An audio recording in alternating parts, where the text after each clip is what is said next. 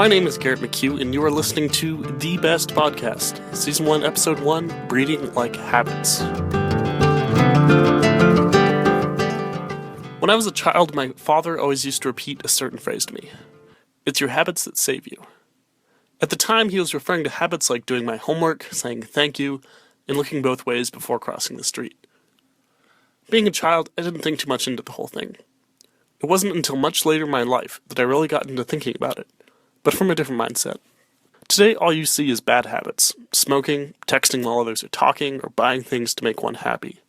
This really begs the question, do your habits really save you? Naturally, the first place I looked for an answer was the internet. I went on Google with the search query, habits.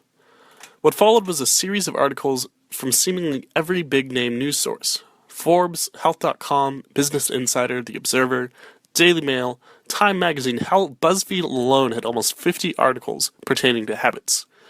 These articles ranged from very clickbaity, what your Netflix viewing habits say about your love life on Salon.com, to the rather sincere, how to build lifelong habits for success from Time Magazine.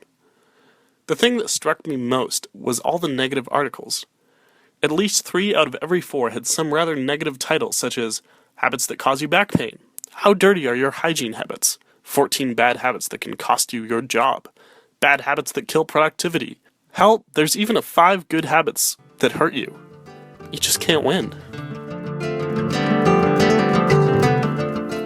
Despite all the information pointing towards habits being bad, I took the online articles with a grain of salt, as those were the types of articles that draw in the most readers.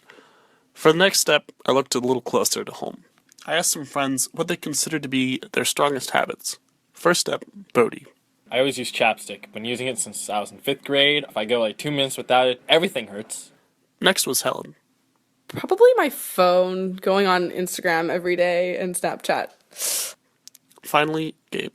I guess I noticed that I fiddle with my hands with like paper clips or the pen flippy thing, just stuff like that. None of these strong habits seemed to be bad, just minor annoyances at best. I then asked them if they felt the need to change it. Fuck yeah, I'd rather bite my nails over having to use chapstick, because chapstick costs money, and if I go without it, like I said, I can't function, and it's like an obsession, and like you can't not do it unless there's wax all over it. Yeah, I took my Facebook off my phone because it was so bad, and I wish I could do the same for the other two. I asked Helen why she felt the need to change. Because it's a waste of time. It doesn't make me feel very good, and I'd rather be sitting on a bus, staring out the window, thinking about something more productive, or reading a book rather than seeing what my friends are up to. I continued to press this, asking if habits could get in the way of social interaction.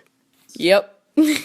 I try to be conscious of it, but I definitely spend more time on my phone when I get nervous than talking to people, which I shouldn't do. This wasn't looking too promising.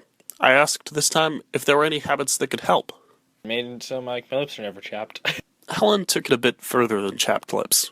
I guess swimming once a week, that helped me a lot. It helped me through whenever things were stressful, and it helped me get in shape.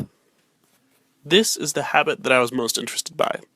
Little things like getting outside once a day, saying hi to a new person, or just going for a swim a few times a week are habits that really do help us.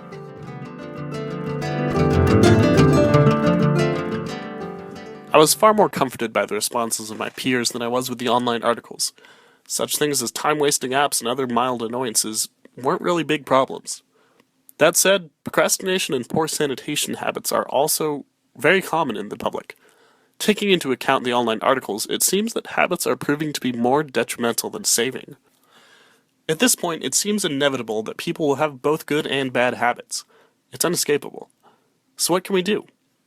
In order to learn how to break a habit, or potentially grow a new one, I once again took to the internet. Particularly, an interview on the YouTube channel Epifio, with Charles Duhigg, an acclaimed author and studier of habits. There's a cue, which is like a trigger for a behavior to start. And then there's a routine, which is the behavior itself. And then finally, a reward, which is how our brain learns to encode that automatic behavior for the future. So basically, a cue is like your brain telling you something is hot. The routine is what you've been trained to do, like move your hands away. and the reward is not being burned anymore.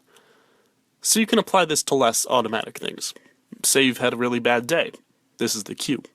Your routine for coping with sadness is eating, which is rewarded with happiness. But what we now know is that it's these cues and these rewards that really shape how habits occur and how to change them. Understanding the relationship between cue, rewards, and the development of routines can help someone build a good habit as well, such as every time you need to study, you reward yourself with a small snack every so many pages. There is definitely hope for those ingrained habits. In the end, habits seem to be something we can't really change, for better or worse. While there are definitely negative habits out there that adversely affect our day-to-day lives, there is something that is also essential. Though they can definitely hurt us, I would have to agree with my dad. Your habits do save you.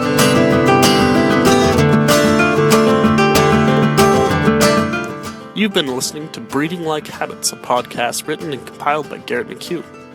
Special thanks to our guests Helen Bavacqua, Gabe Taylor, Bodie Van Roy, and Charles Duhigg. Also thanks to Epifio, bringing science and learning to the masses.